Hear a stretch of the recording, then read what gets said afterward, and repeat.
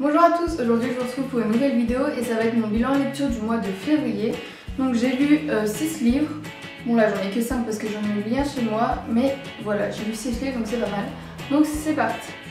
Je vais commencer par vous parler du La 5e vague de Réfiancé publié chez Robert Laffont dans la collection R. Donc je l'ai lu il y a pas mal de temps parce que je l'ai fini au tout début février en fait. Dans ce roman, les extraterrestres ont envahi la Terre et ils ont lancé 5 vagues de catastrophes dans le seul but de nous exterminer.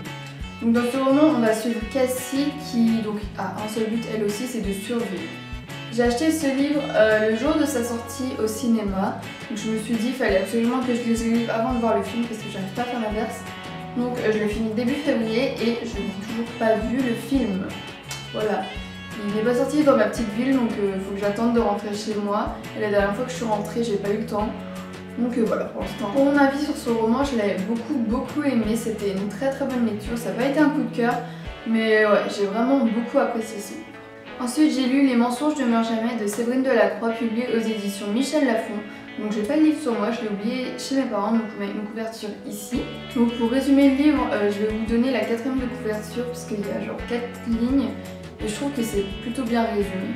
Donc ça dit une femme qui disparaît, un couple en danger, les terribles secrets d'une famille, un compte à rebours implaçable. Donc voilà, alors pour mon avis j'ai beaucoup aimé ces livres. Je m'attendais pas du tout à ça quand j'ai commencé le livre en fait. Donc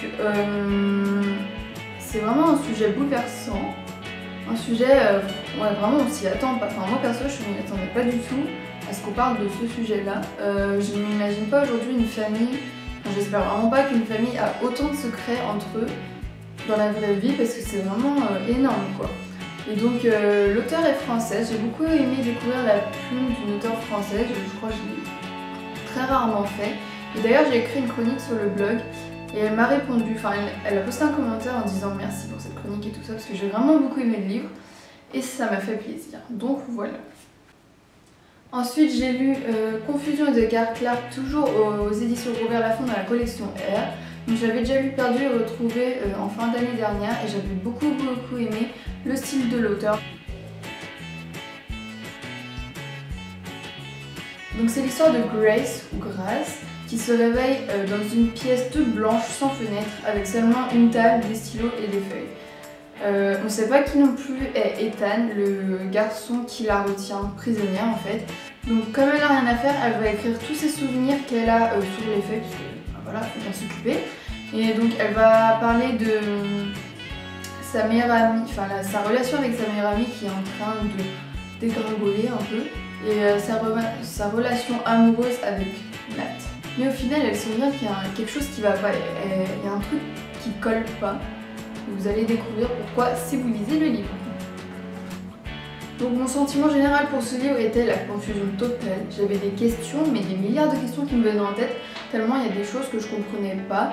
Et la fin du livre est vraiment très ouverte, vachement implicite en fait. Enfin moi franchement j'avais pas compris et j'ai juste compris quand j'ai lu des chroniques et des avis après ma lecture. Donc oui, au début j'avais pas compris la fin.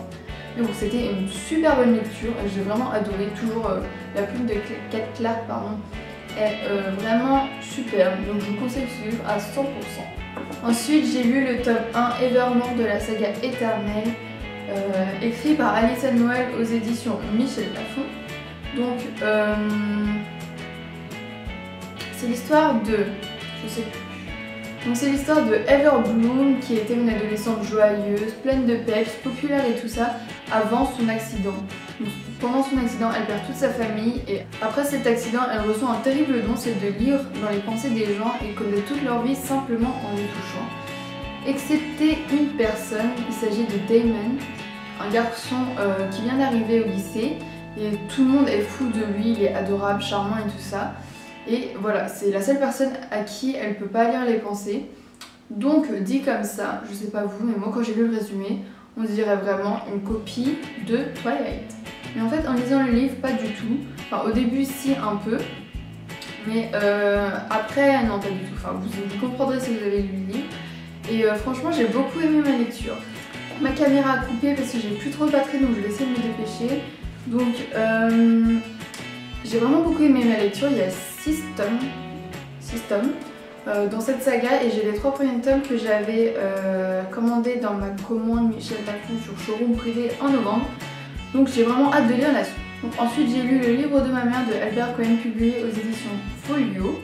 Donc c'est un classique, c'est un style de livre que je n'ai pas l'habitude de lire parce que les classiques j'ai un peu de mal avec normalement parce qu'on nous a tellement bassiné avec ça au lycée que j'aime pas quand on me force à lire un livre. Donc voilà, j'ai du mal avec les classiques, mais j'ai lu celui-là parce que un ami de Twitter me l'avait recommandé en me disant c'est le plus beau livre que j'ai jamais lu de ma vie. Donc, franchement, ça donne envie. Donc je l'ai lu avec un peu de mal, mais je l'ai lu et c'est vraiment un livre magnifique. Vraiment, je le conseille vraiment à tout le monde. C'est l'histoire d'un fils qui perd sa mère en fait et qui nous délivre tous les sentiments qu'il ressent face à cette perte. Et c'est vraiment un livre magnifique et super bouleversant. C'est donc un roman autobiographique si vous ne l'avez pas encore compris.